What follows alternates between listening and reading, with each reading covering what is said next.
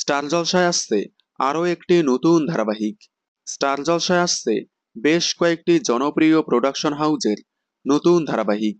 তার মধ্যে টিজার সামনে এসেছে রাজ চক্রবর্তী প্রোডাকশন হাউজের নতুন ধারাবাহিক ঘরের মেয়ের সাগর পাড়ির গল্প।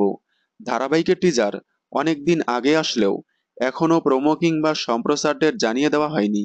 তবে শোনা যাচ্ছে এই মাসের শেষের দিকেই কিংবা আগামী মাসের প্রথম সপ্তাহেই শুরু হবে এই নতুন ধারাবাহিকটি।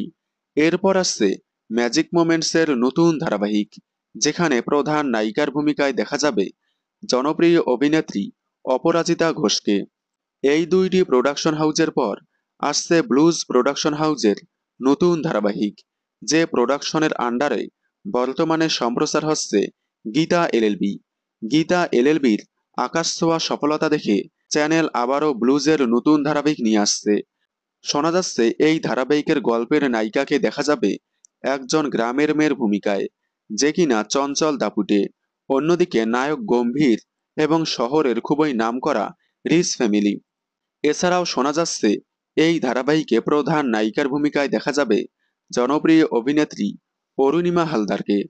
অরুণিমা হালদারকে এর আগে তেঁতুল পাতা ধারাবাহিকে প্রধান নায়িকার ভূমিকায় দেখার কথা থাকলেও পরবর্তীতে তাকে বাদ দিয়ে ঋতব্রতা দেখে নেওয়া হয়। তাহলে কি এবার জলসার আপকামিং নতুন ধারাবাহিকে দেখা যাবে অরুণিমা হালদারকে?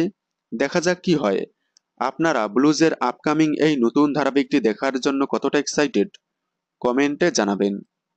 বাংলা বিনোদনের সকল আপডেট সবার আগে পেতে চ্যানেলটি সাবস্ক্রাইব করে পাশে থাকা বেল আইকনটি বাজিয়ে দিন। ধন্যবাদ।